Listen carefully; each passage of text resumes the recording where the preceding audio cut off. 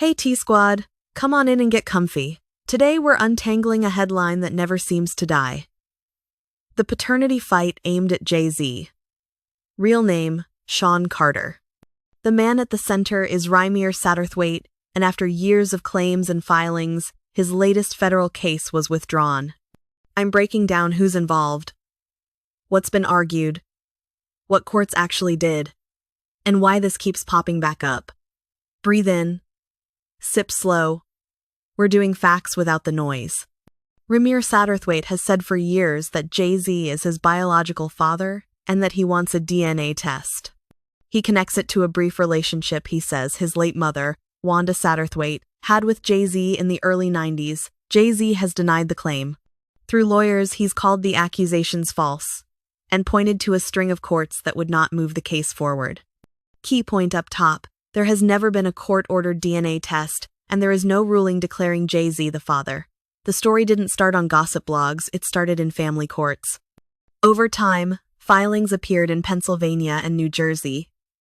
Cases bounced around on procedural issues like jurisdiction and sealing orders. One New Jersey matter ended up sealed, and a judge found the court did not have personal jurisdiction over the person identified by initials, which ended that track.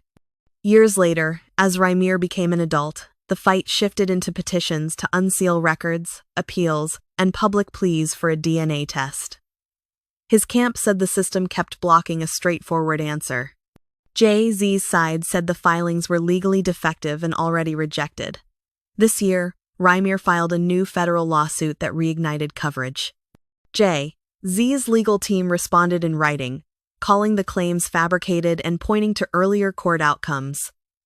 Then, Rymir withdrew the case.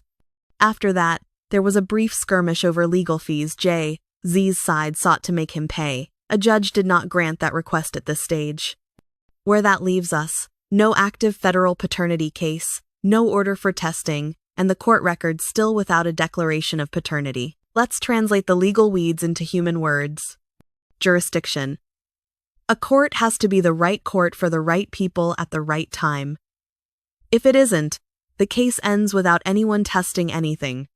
Procedure and timing. Family matters have strict rules. If a filing misses a step, it can be tossed even if the story feels compelling. Gatekeeping orders.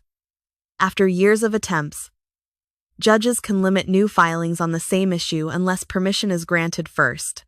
None of that decides biology. It decides whether the court will touch biology at all. You can feel two truths at once. 1. Rymir Satterthwaite sounds like someone who wants a definitive answer. 2. Jay-Z is a public figure with the right to shut down claims he says are false, especially when courts have already balked at the filings. The gap between wanting clarity and meeting legal standards is where this story has lived for years. If this ever moved again, a few things would swing the door open. A court with clear jurisdiction over the parties. A legally sufficient claim that survives early challenges. An order compelling genetic testing, which would require meeting those thresholds first. Until then, the legal posture is simple. Case withdrawn, no test ordered, no paternity finding. All right, T-Squad, that's the clean read on a headline that refuses to sit still. No myths. No melodrama, just where the law left it. If you want a 1-minute explainer on how paternity testing gets ordered in civil court, or a quick primer on why sealed family files stay sealed, drop a BH in the comments and I'll add it to the next episode. Thanks for listening to Dropping the Tea with Kirsty. If this helped you make sense of the timeline, tap like, leave your thoughts, and share it with the friend who loves a tidy breakdown. Support links and socials are in the description. Stay curious, stay kind, and I'll see you in the next one.